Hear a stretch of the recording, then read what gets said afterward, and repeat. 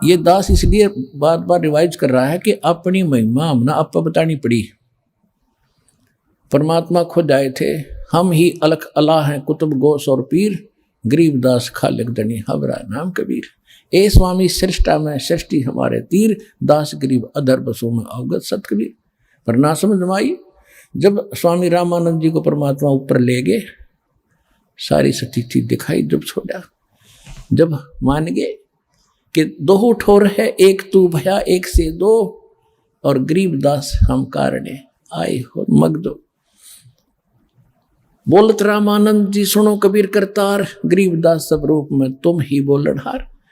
जब भगवान बता रहे थे सबको, कोई नहीं माना, वो भी रामानंद ने इसलिए मानना पड़ा कि आंखों देखाया। तो पुण्यात्माओं, यहाँ भगवान ने अपनी महिमा पर बतानी पड़ी, इस दास ने भी अपना बतानी पड़ी कि मैं उस कबीर का दास हूँ जो सारी सृष्टि का मालिक है, और वो ज्ञान और सतगुरु आज ये दास ही है।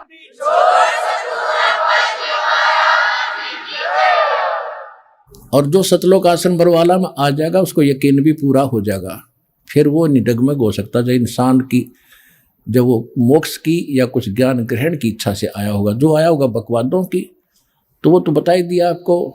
कहते हैं कोट वर्ष करो संगत संतों की, पत्थर का जल में क्या भीजे, चंदन बन में रंग ला दे एक बांस बिटम्बी ना सीजे। कहते हैं जैसे पत्थर को तो 20 फुट जल में डाल दो, 2 टुकड़े, और बाहर निकालो 10 वर्ष बाद से 6 घंटे बाद, और फिर उसको एक दूसरे से लगा दो, उसमें ज्यों के तो गुण हैं, गुणों में परिवर्तन नहीं हुआ, चिंगारियां निकल रही हैं उससे। और इसी प्रकार चंदन का जो पेड़ वृक्ष होता है, आसपास के सभी नीम को, जंडी को, पीपल को, जितने भी पेड़ होते हैं अपनी महक छोड़ छोड़ कर चंदन जैसी महक वाला बना देता है, बहुमूल्य बना देता है। लेकिन एक बांस होता, बांस जिसकी लाठी बने मच्छरदानी बने, इसके असर नहीं होता, चाहे उस चंदन के वृक्ष के साथ में उग जाए, उसमें वो ग्रहण करने का गुण ही नहीं है। तो जो यहाँ आएंगे कुछ जिज्ञासा लेकर के, मोक्ष आधार मान करके, उनका तो लाभ होगा ही होगा। उनको तो समझ में आ ही जाएगा कि विश्व में आज कोई गुरु नहीं है, इस दास के अतिरिक्त सतगुरु भी नहीं है।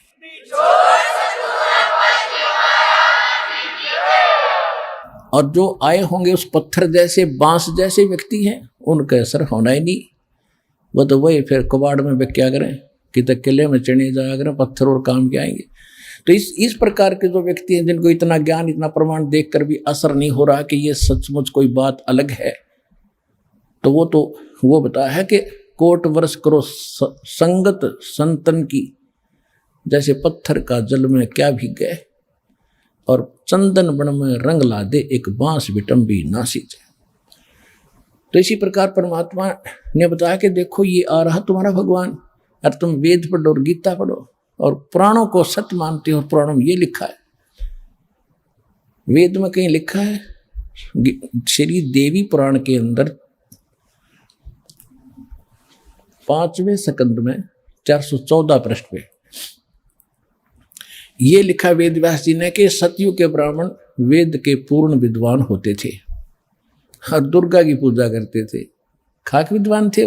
गीता वेदों का सरल रूप समझ लो, ये तो आप आम जानते हो, आम हिंदू समझ सकता, उसमें सरलार्थ भी है। कहीं है गीता में दुर्गा की पूजा का प्रावधान? नहीं।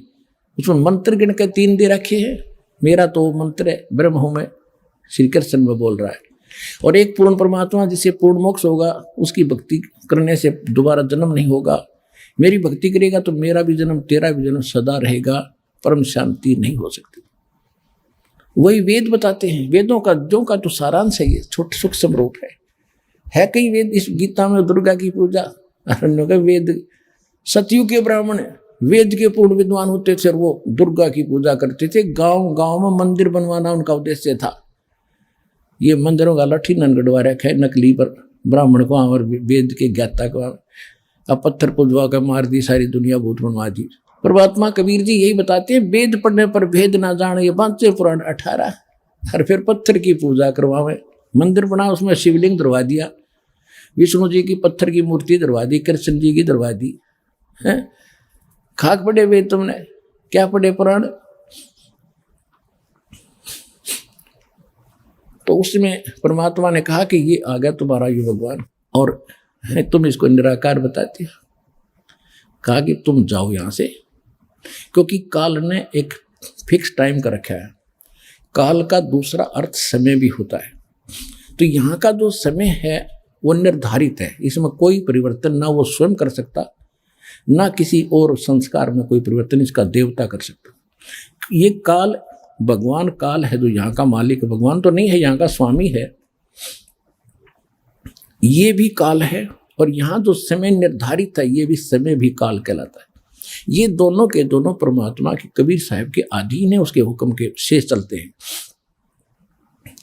तो वो जो काल ने समय फिक्स कर रखा था कि इतने समय में ये तपतशिला पर भुनकर सभी प्राणी अपना गंध इसमें छोड़कर अपने आप उड़ जाते हो, वहां से निकाल एकदम जंप आता है, जो भी खाली होता जाता है उसको ऐसे फेंक देते हैं। तो एक दिन में सारे पहुंच जाते हैं। फिर वो धर्मराज के पास लाइन लग जाती है।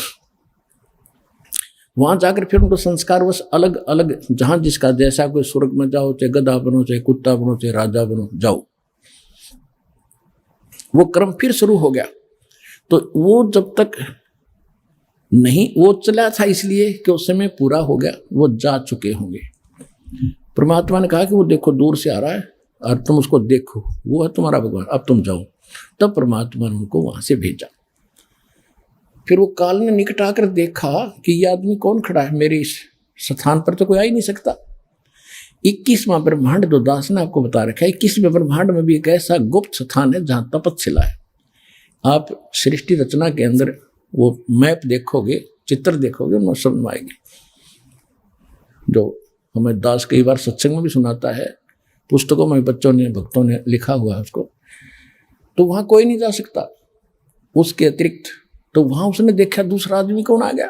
फिर ध्यान से देखे तो जोगजीत खड़ा है। उसको ये मालूम था कि जोगजीत भाई मेरा पिता का पूरा आज्ञाकारी है, पूरा कृपा पात्र है। पिता माने सतपुरुष कबीर साहब का। और ये वैसे नहीं आया होगा, या तो कोई संदेशा लेकर आया है, मुझे कोई और सजा सुनाओगे, मेरे से कोई गलती तो रोज जाकर ही हो, या बकवास देकर रखी इसने।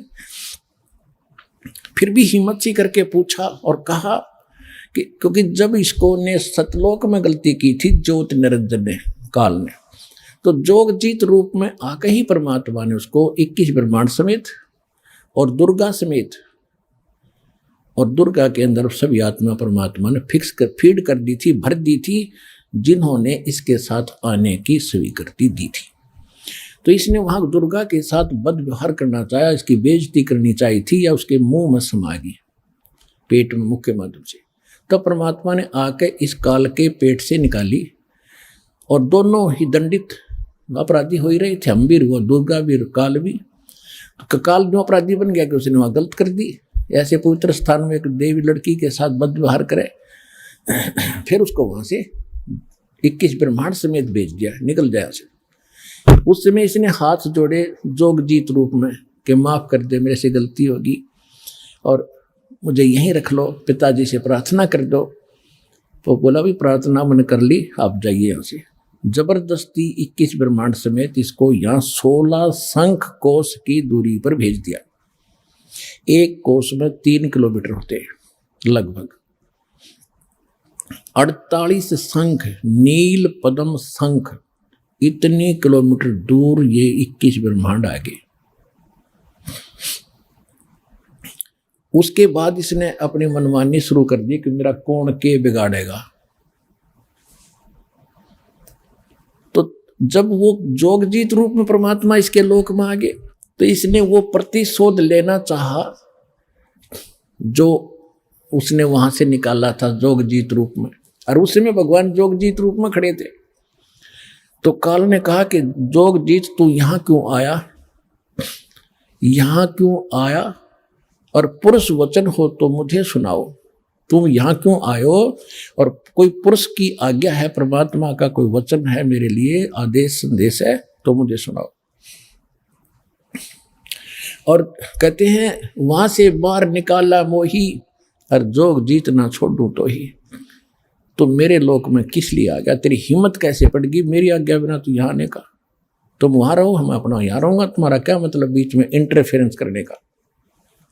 जो वचन है वो बता जल्दी। डर गया वो कि कोई और संदेशा लेकर आया, कोई और सजा ना मिल जाए तुझे, कि बोल क्या आदेश है पिताजी का, मुझे पहले वो बता, फिर मैं आज तुझे खूब पिटूंगा, तेरे को ऐसी ऐसी पिटाई करूंगा तू याद रखेगा। तो जोगजीत रूप में भगवान ने कहा कि सुन ले परमेश्वर की का पिताजी का आदेश, तूने उसकी आत्माओं का, ये तेरे भाई बहन हैं जो तेरे साथ आ गए, अरे नालायक, इनने तो तेरे ऊपर विश्वास किया, तूने इनके साथ विश्वासघात किया, इनको कंगाल कर दिया, इसने क्या जुल्म कर रखा अपने साथ, इसने ऊपर एक महास्वर्ग बना रखा ब्रह्मलोक में, और उस महास्वर्ग के अंदर इसने अलग से नकली लोक बना रखे, सतलोक, अलखलोक, अगमलोक, अकैलोक। जो ये राधा स्वामी वाले जो करते हैं ना, ये ढोल पीटे हैं, ये तो इस नकली लोक की भी इन पूरा ज्ञान को ना काल के लोक झूठा बना रखा है। नो की नो नकल ऊपर की दुर्गा से करवा ली इसने। तो परमात्मा ने कहा कि तुमने इनकी क्या हालत कर रखी है। परमात्मा ने कहा कि तू, ये तेरे भाई बहन है सारे, और निकम्मे तेरे पर विश्वास करके आ गए तेरे साथ, तो ऐसा जुल्म, तो इसने क्या कर रखा है, वहां ठगता है आपको। आज आपको ये बताया जा रहा है कि आपको कैसे लूटा जा रहा है, कैसे आप ही भिखारी बन गए। पहले जब वहां से आए सतलोक से, तो आप पुण्यों से भरपूर थे, आप एक बहुत साहूकार के बेटे थे। पहले राजा लोग जो होते थे, उनकी बेटे और बेटियां जो धनी राजा होते थे, सोने के हार, सोने की जूतियां, सोने के, यहाँ तक जैसे आपने राजस्थान में देखे होंगे अभी तक पहनती माताएं चांदी के पहनते, वो सोने के होते थे, और कपड़े सुंदर, उनमें भी हीरे मोती जवाहरात जड़े होते थे। और वो ऐसे हम वहां थे, भक्ति से परिपूर्ण सेठ थे, सारी सुविधाएं प्राप्त थी। अब हम आगे उन सारे आभूषणों समेत, यानी सारी भक्ति समेत इसका साथ भाग्य, जैसे एक अमीर सेठ की लड़की उन्हीं के एक नौकर के साथ भागी, हमारे साथ वो बनी हुई है। अब ये उस भागने से पहले उनके जो चल रहा था विचार विमर्श, उनका पता माँ बाप को लग गया। बेटी को समझाया, बेटा यो बालक, और ये तो एक नौकर है, अरे तू कहाँ की किसकी बेटी है, कुछ आँख खोली, अच्छी बात नहीं, तुझे बहुत दुख हो जाएगा। माँ ने भी समझाया, बेटी बड़ा कैर टूट जाएगा, हम तो शादी कर नहीं सकते, तू इसके साथ जाएगी तो बहुत दुख पाएगी। समझा दिया, हम आँखों को नहीं जाऊंगी, नहीं जाऊंगी, ऊपर से तो ऐसे करगी, और पीछे से सारा आभूषण लेकर भागी। अब वो तो शराबी को अभी बकवादी आदमी जाकर अपना रहने लगे कि चाहे वो जो सारा वो ले गई थी धन, पहले तो वो खर्च करवाया, शराब पीवे, उन्हें पीटे छेते, वह जान जो गिरी ना वापस। फिर वो मजदूरी कर रही थी, 2 बच्चे उसके साथ थे, सड़क के ऊपर, ये दास उसमें वहाँ जेई था, नौकरी कर रहा था। हमारा दूसरा विभाग था, सड़क पर और काम हो रहा था, वहाँ हम बैठे थे एक वृक्ष के नीचे। वो माई रो रही थी। मैंने पूछा, बहन क्यों रो रही है, क्या बात होगी? उसने फिर अपना सारा दुख बताया कि मैं एक बहुत बड़े सेठ की, साहूकार की बेटी थी, और जो मेरा पति है ये वहाँ नौकर था, और मेरे माँ ने बहुत समझाया मुझे, मेरा अकल नहीं आई, मैं इसके बाद तम आकर इसके सारा धन लेकर भाग गई। बहुत सा धन, पहले तो धन खर्च करवाया मेरे से, मारा पीटा, 2 बालक हो गए। अब भी शराब पीता है, मुझे, मैं नौकरी या मजदूरी करती हूँ, जाते इनको छीन लेगा, टाइम पर टूक भी नहीं है, रो रही हूँ अपने कर्मों को। अब जब तो हमने थोड़ी सी सिंपैथी हुई, भाई हम क्या कर सके, हम भी रोजी रोटी वाले आदमी, हम तो आपको क्या दें बेटा, हम भी कुछ ज़्यादा ध्यान नहीं दिया। दुख जरूर होता है ऐसी सुनकर कथाएं। तो अब मालिक का ज्ञान होने के बाद पता चला हमारे साथ ऐसा बना, अब ये हमें लूट रहा है, सता रहा है, हमारी ब्रेन माटी कर रहा है, मजदूरी करो, लाओ कमा कर मैं खाऊंगा। कैसे? आप पहले जो धन लेकर आए थे अपने बाप से, वो तो इसने महास्वर्ग में आपको वहाँ रखा ठाठ से, और आपके उस पुण्य के ऊपर इसने कमीशन रखा है, होटल बना रखा है अपनी, वहाँ बनो खूब बढ़िया साजबाज, किसी में 25% कमीशन देता है, और पैसे जो वहाँ खाने पीने के ठाठ हैं, विमान हैं, वो आपकी पूंजी खर्च होती है। जब वो पूंजी समाप्त हो जाती, आपको पृथ्वी पर पटकता है कि फिर पुण्य कमाओ, फिर पुण्य कमाओ, फिर कहाँ स्वर्ग में आओ, वहाँ खत्म करो, फिर पाप भी साथ बनते हैं, यहाँ पर नरक में भी जाओ, जैसा करोगे वैसा ही फल मिलेगा, यहाँ कोई परिवर्तन नहीं है। अब परमात्मा ने आके बताया, ओए होए, परमात्मा ने कहा, रे जालिम, ये जुल्म कर रखा तेने, हैंड टू माउथ कर दिए, कि सेठ के बेटा बेटी थे, और तेने के जुल्म कर रखा है, इनसे मजदूरी कराता है, मौज तू मार रहा है, तेरे देवता मार रहे हैं, ब्रह्मा विष्णु महेश क्या है, ये भी आप कमाई कराते हैं तुमसे, इनके लोक में गए, स्वर्ग में तुम्हारी पूंजी पुण्य की खत्म हुई, इनका कमीशन फिक्स्ड है, पैसे तुम्हारे होंगे, सब होटल खोले बैठे यहाँ पर कई कंगाल देश में, लोक में, 21 ब्रह्मांड के अंदर, फिर वहां से खत्म होते फिर जाओ नीचे, जबरदस्ती फेंक देंगे, एक दिन भी ना रखे विष्णु अपने घर में, अपने श्लोक में, तुम कितना प्यारा लगता हो तुम्हें, पुण्य खत्म हुए, पल भाग यहाँ से, कौन रोक का बीमारी ने, तो तुम कहाँ उठोगे, उस अपने पिता के घर पर जाके, वहां फिर कोई नहीं आपको भगाएगा, सीने से लगाएगा, सारे सुख देगा, उस सतलोक चलो।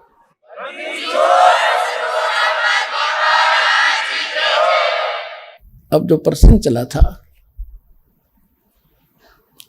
कि आप जी ठगे जा रहे हो, आप पूर्व जन्म के जो कमाइयां थी, परमात्मा कैसी दया करते हैं, जैसे प्रत्येक युग में आते हैं, सन 1398 संवत 1455 और पूर्णमासी ज्येष्ठ मास की पूर्णमासी को भगवान ऐसे प्रकट हुए थे, कमल के फूल पर शिशु रूप धारण करके काशी बनारस में लहरतारा तालाब में, वहां से एक नीरू नीमा उनको उठाकर ले गए, मुसलमान दुल्हा, निसंतान थे, वहाँ उनकी परवरिश हुई, और कुंवारी गाय से उनकी परवरिश, दूध से उनकी परवरिश की लीला होती है, लीला ऐसी हुई। ऋग्वेद मंडल नंबर 9 सूक्त 1 मंत्र 9 में यही प्रमाण है, और 8 और 9 में, 2 मंत्रों में। 8 में ये कहा कि परमात्मा 3 प्रकार का शरीर धारण करके आपकी केयर टेक करता है, आपको देखभाल करता है। इसी प्रकार ऋग्वेद मंडल नंबर 9 सूक्त 67 के मंत्र 26 में यही प्रमाण है कि हे परमात्मा, आपका 3 प्रकार का शुद्ध शरीर है, उसी को धारण करके आप हमें संभालते रहते हो। तो वो बताया गया है कि वो परमात्मा 3 प्रकार की लीला करता है। एक रूप में तो सतलोक में बैठे हैं, जब वहाँ सिंहासन के ऊपर सिर पे मुकुट है, ऊपर एक छत्र है, बहुत बड़ा गुम्बद है, गोल गोल सुंदर, सेंटर में बैठे मालिक, सफ़ेद, बहुत गजब का रोशनी है, और एक रोम माने बाल होता है, एक रोम बाल की इतनी शोभा है, इतनी चमक है, जैसे करोड़ सूर्य करोड़ चंद्रमा मिला दे, और नर आकार है, मनुष्य दृश्य है। तो दूसरी स्थिति वो प्रत्येक युग में एक शिशु रूप धारण करके यहां आते हैं, और सबको फिर धीरे धीरे वो प्रवेश करके बड़े होते हैं, फिर ज्ञान भी सुनाते हैं, अच्छे नागरिक की भूमिका करके भी सिखाते हैं, और ये भी रोल करते हैं कि इस गंदे लोक में घड़ा मत इकट्ठा करो, ये इकट्ठा करने के चक्कर में तुम जीवन नाश कर देते हो, आप विश्वास करो मेरे की तरह, जैसे मालिक ने करके दिखाया था, फिर मैं तुझे कितने सुख दूंगा। कबीर परमात्मा झोपड़ी में रहते थे, सुबह का आटा है तो शाम का शायद ना हो, और 18 लाख व्यक्तियों की चिट्ठी आ गई कि कबीर भंडारा करेगा झूठी। उन 18 लाख व्यक्तियों को 3 दिन तक भंडारा कराया मालिक ने, और लड्डू, जलेबी, कचौड़ी, पकौड़ी, दही, बड़े, दोहर, असर पी सोने की 10 ग्राम सोना प्रत्येक खाने के बाद, एक मोहर एक दोहर। परमात्मा कहते हैं कल्पे कारण कौन है, कर पूजा निकाम, निष्काम भाव से भक्ति कर, जैसे मैं बता रहा हूं, और मन इच्छा फल दूंगा जब पड़े मेरे ते काम। अब तुम विश्वास करो मेरे पर, और मैं कहूँ ऐसे करो, कोई भी आपत्ति तुम पर आओगी, तुम्हें ऐसे करके दिखा दूंगा, दुनिया देखेगी।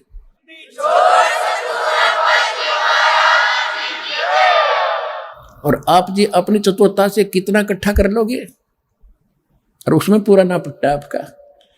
तो कहते हैं साईं इतना दीजियो जामा कुटुंब समावे, हम भी भूखे ना रहे अतिथि ना भूखा जावे।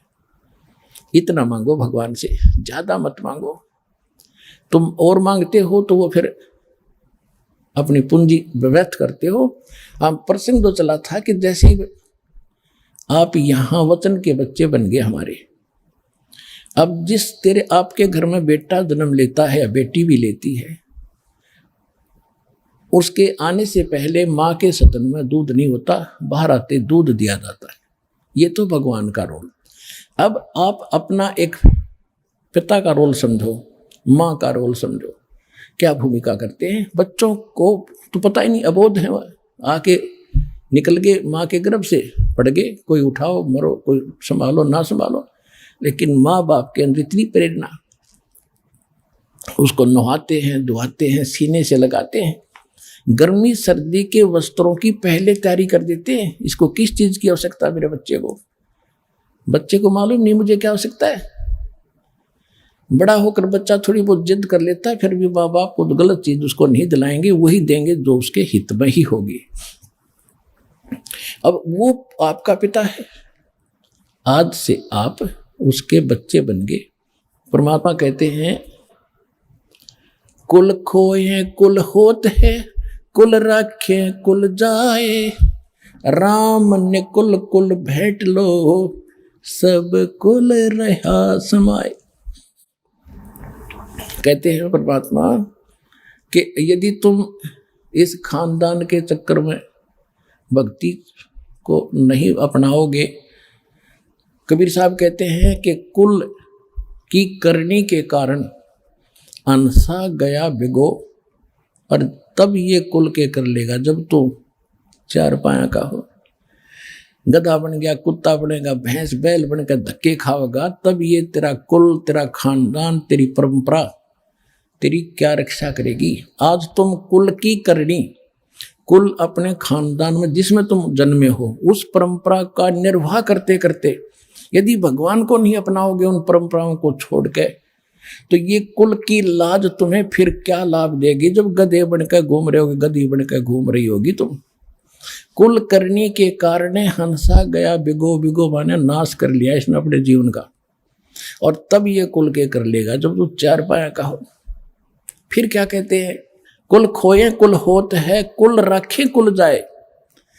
कुल खोजोगे वो नकली कुल को भूल के भक्ति वाले कुल में आ जाओगे, इस खानदान में।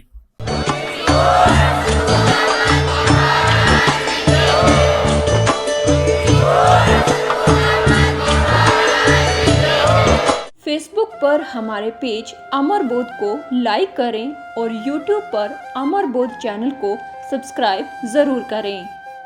संत रामपाल जी महाराज से निःशुल्क नाम दीक्षा लेने के लिए हमारे इन नंबरों पर संपर्क करें। घर बैठे निःशुल्क ज्ञान गंगा या जीने की राह पुस्तक प्राप्त करने के लिए अपना नाम, पूरा पता और मोबाइल नंबर हमारे इन नंबरों पर SMS या WhatsApp करें।